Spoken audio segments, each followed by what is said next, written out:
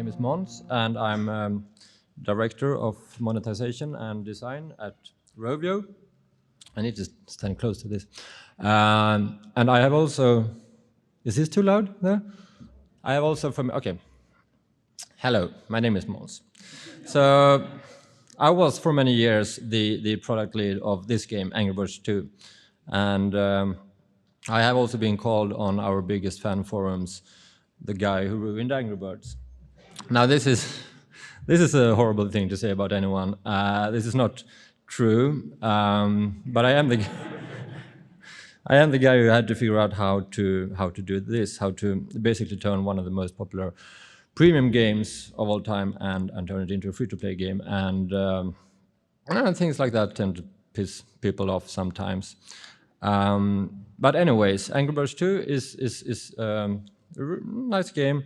It's our biggest game to date, and we really like it. Today wanted to talk about the mistakes, because it's been a bit of a bumpy ride, so it's been a lot of mistakes during the road. I had a lot of mistakes. I had 30 once, but I had to, time is a thing. So let's go for top 3 mistakes. Here they are: overfeeding the goldfish, helicopter parenting, and all work and no fun. So, mistake number 1, overfeeding the goldfish. This is not really one mistake, it's more like 1,000 mistakes that all comes from the same place, which would be me. The thing is, if we look at the total revenue of Angry Birds 2, all the money that we make, and then we split this money up by spend tier, how much the players spend in the game. So then we have the whales, of course, people that spend a lot of money, over more than $1,000, and they obviously make up for a really big portion of all the money we get from this game. And then we have dolphins, people that spend more than $500. Seals, I'm just making this shit up. Like I haven't been able to find any terminology here, so don't use this. Whales is the only thing that exists, as far as I know. The herrings, people that spend more than $10 in the game, and then we have the goldfish up here. So the goldfish, these are people that spend, less than $10 in the game, or 0. And me, myself, happen to be a goldfish. In most games that I play, I spend less than $10, or I spend nothing. At least this was the case when I started working with this game. I'm more used to this now, but anyways, I am a goldfish, and this is a bit of a problem, because obviously, you can see we don't really make up that big portion of the revenue, me and my goldfish mates. So even if there's a lot of us, like a lot, obviously most people are goldfish, it's really a problem, because if I spend, if I don't watch myself really closely, I'm going to end up spending 98% of all my time and energy catering for people that make up for 2% of the revenue. These are not the guys that put food on the table for my kids. So this is a bit of a problem. I used to be able to use my gut feeling a lot. I was in TV before. I used to write comedy sketches. I love watching comedy sketches. So if I write a joke and it makes me giggle, chances are it's probably a pretty good joke, and some other people will like it as well, right? And then I got into gaming. I made this cute indie puzzle games, also all about creating something that I like, assuming that other people will like it as well. And still with, in-game stuff, when I have time to do things like this, in Angry Birds 2, for example, still the same. I can use myself, but when it comes to system design, metagame design of these kind of games, I'm a goldfish. I can't really use my gut feeling, because these are goldfish guts, and they are wrong, or at least they are wrong in the sense that they will not really make the game grow the way that my bosses wanted to do. So I need to not listen to my guts anymore, and that's kind of hard. So let's talk about phone booth stuffing for a while. This is not a thing anymore. I don't think that anyone in here has done this, but phone booth stuffing was big in the 50s. People were bored in the 50s. So this is a thing where you try to cram as many people as possible into one phone booth. And the world record is 25. So 25 grown-up people in one phone booth. Yeah, this was they didn't have smartphones and stuff. So anyway, let's take this phone booth and let's just make some assumptions here. Let's assume that these are perfectly average American males. In that case, they should be, about 181 centimeter tall, and they should have a net worth of around 33K. This is what Google is telling me, anyways. Now, we're going to break the world record here today. We're going to put 2 more guys into this phone booth. And not any 2 guys. We're going to put these 2 guys into the phone booth. So this is obviously Jeff Bezos, the richest man alive, the CEO of Amazon. And it's also Robert Wadlow, who is the tallest man to ever live. So let's put them in there and see. We now have a new world record, 27. This is amazing already. But the averages are not really the same anymore, so we need to update that. So first, the height. This is actually okay. It went from 181 centimeter to 184. We can live with this. I mean, if I just grab a random dude from this phone booth, chances are that he's going to be fairly close to 184, right? Unless, of course, I happen to grab Robert. But hopefully, fairly close. So this is an average that tells something, at least. Now, if we look at net worth, it's now $5.2 billion. And this is more problematic because no one in this phone booth has anywhere near $5.2 billion. One guy has 27 times that, and the other guys doesn't have anywhere near that, of course. So this average, I don't really know what to do with it. If I grab any random guy, they will never have anywhere close to $5.2 billion. And this, there are really 2 takeaways here. So first off, obviously, the whales we have in the games, they screw up the data exactly the same way that Jeff Bezos screw up the nice data we had from this phone booth. And this is quite unintuitive. For me as a goldfish, when I think about an LTV of $10 for a game example, like the average money we make from a player is $10, I tend to think that some people spend $10, but of course, no one will. Like almost everyone will spend $0, and then some guys will spend a lot more. So this doesn't really come naturally to me as a goldfish. And also, of course, the other takeaway, and actually the more important one, I think, is that money is very unevenly distributed in this world, right? So whenever I hear these stories, we have these in all games, right? People, whales, super whales that spend more than $100,000 in one game. That always feels weird, or like I always get a bad feeling about that. Like this guy has a problem, right? But that's just because $100,000 is a lot of money for me. If we're talking about the Jeff Bezos guy here, $100,000 is nothing for this person, right? I mean, he's probably spending that money when he just goes out to drink champagne with his friends. So this is very hard for me to remember, again, as a goldfish. And I have ended up spending so much time trying to do this, trying to get people to make that first purchase, trying to make people just spend a little bit more. And this is really hard. I mean, for this to make sense, I need people to spend maybe 3 or 4 times the money they already spent. That's a lot. Whilst if I work with these guys instead, I only need them to spend 10% more every month or whatever, and that will actually make a big difference. And also, of course, these are the Jeff Bezos of the gaming world, so they probably have a lot more money. Let them pay for the development of the game, and then all the a lot of other people will be able to play really nice games for free. So in that aspect, I am a really, really nice guy, right? So with that in mind, let's continue. Mistake number 2. I really need to drink, sorry.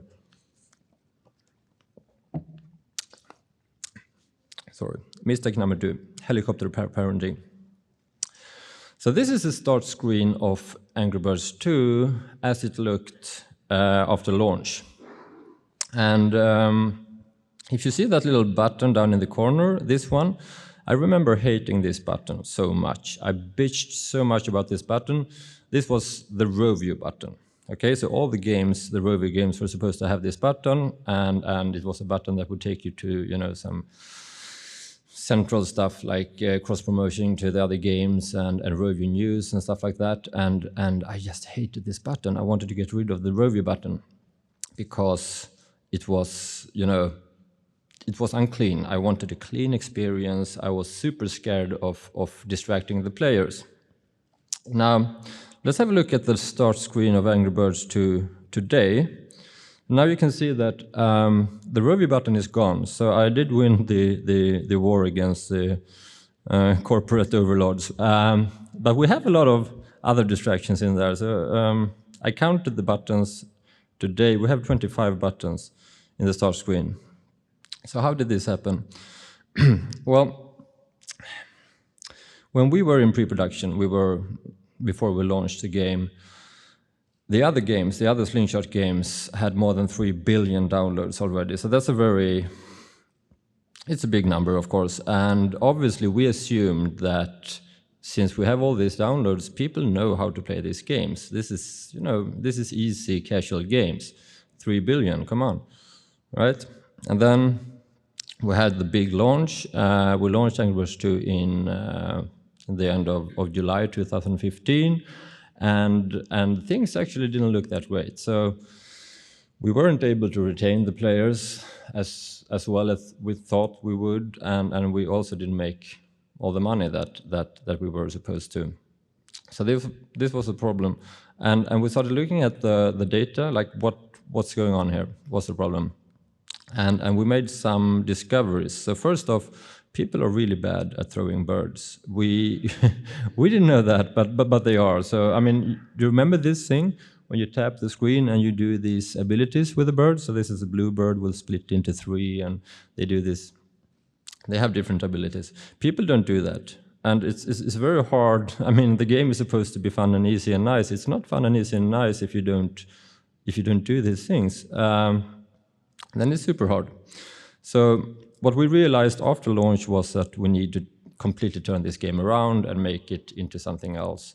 And the way we thought about it back then was, let's refocus and make this game all about the characters instead, because people seem to like the birds a lot. And I'm going to spoil this. I mean, this proved to be a very successful strategy. So this is the ARPDAU of the game since launch, and it's been going up, I think, like 7 times since then. So the way we did this was basically, we just started adding more depth to the game. We added an arena and daily challenges and hats, and just more. So many new features, crammed the game with more stuff, because people, didn't seem to get enough. We added new birds. We even added like a little Flappy Bird-inspired jetpack thing with your little Tamagotchi hatchling some time ago. Super popular. People like it.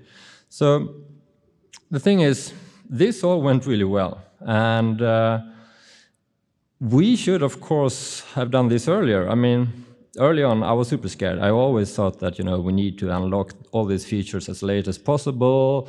I was so scared of just distracting these poor players too much, and if I gave them too many features, too many options, they're just going to leave. I've seen nothing of that. So if we, instead of having this at launch, we would have had this. We just lost so much by launching a game that wasn't the game they wanted, wasn't the game they needed, and this was all because that overprotective helicopter parenting thing. I didn't think they were ready for something like this, but they really were. Mistake number 3. Sorry, I talk a lot because I'm now getting a bit nervous about time. Are we cool? Okay, good. All work and no fun. Mistake number 3. So, do you know what this is? 6.78. This is a D30 retention of Angry Birds 2. It's not that great. You really want it to be higher, or I would. So obviously, when I can't sleep at night, I lie awake in my bed. This is what I think about. Why is it 6.78? Why isn't it 10 or 20? And I try to figure out what can I do to solve this. And when I think about things like this, obviously I'm going to get these kind of ideas, like we need a daily login calendar. We need to give them better and better rewards for every day they log in. And if they log in 30 days in a row, we're going to give them an epic axe, right? Or, we need to create a social clan system so they can chat with their friends and create new clans and socialize. They don't want to do that on Facebook. They want to do it here in our game. So these are the things I'm going to end up thinking about in my bed, and nothing wrong with these things. These are fine ideas. Will they fix retention? No, or probably not. So the problem is that these features, who are they really catering for? These features are for the fans, for these guys. If you already like the game, if you already enjoy the game, these are the kind of features that can, give you a context for enjoying it even more. But are these guys really the problem? Look at them. I mean, they love the game. They're not going anywhere. What I need to do is focus on the people that doesn't like the game and that choose to leave the game. It's not these guys. So saying that people like the game, they just want some long-term goals, to me it sounds an awful lot like, she's just dating that guy because he has a more expensive car than I do. And it's what do I want to believe? It's not the truth. He's probably much nicer than I am. And also he has a really nice car. So they don't want my epic axe because they don't like the game. They know they won't enjoy using the epic axe. It's just a game. They just want to kill some time. They just want to have some fun here or here or here. That's what they want. So it took me a long time to understand this. The first year after launch, I think we A/B tested like hundreds of different variations of the first chapters in the game. What happens when you enter the game? How do we keep players in the game? And every possible variation of difficulty settings of the levels and in which order we give you the chapters, all these things we tested. And of course, as always, it's quite easy to move the needle on some metrics. It's very hard to move retention. Obviously, I mean, we're not selling water in the desert here. There's a lot of free entertainment around nowadays. So if they don't like the game, they will leave most of the time. But 1 year after launch, I got this email from the people that make Angry Birds Pop, another game, Rovio game. And they told us about how they had this new level design philosophy that made all the levels much more fun, and how that actually improved their retention a lot. And of course, I was all like, fun, is that a thing? Because I've been thinking about all these other solutions for so long. And now all of a sudden, okay, we need to test this, right? So I told Oscar, lovely guy, this is the level designer, and I told him just create a fun group. Make a test with more fun levels. So he took the first 30 levels. Fun is, a relative term, of course, but just tried to make them more fun. And for the first time ever, we could actually see like clear improvements of the retention.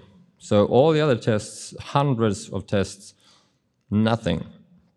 And then we made the game fun. Now, this is 1 year after launch, so think about that. A game like Angry Birds 2, I think we had 50 million downloads the first year.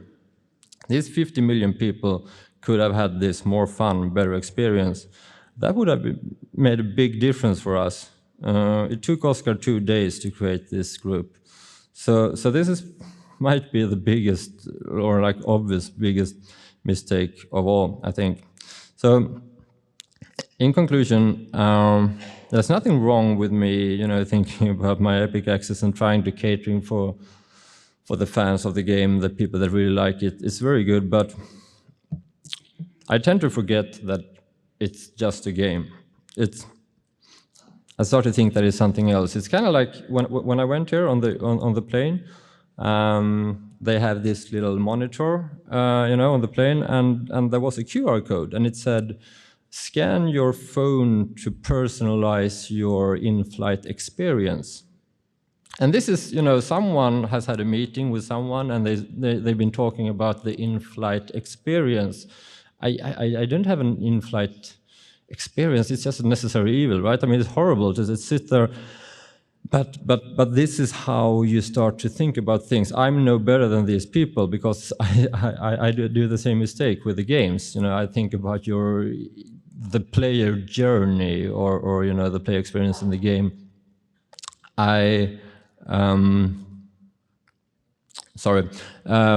This doesn't really work. So, as a conclusion, it's very important, I think, to remember that it is a game. It's nothing else. Play the game every day. For the first year, I kind of didn't, and then I realized that, and now I start playing the game every day. So I have to remind myself, it's just a game. Make it fun. And that's it, actually. That's it. Thank you very much.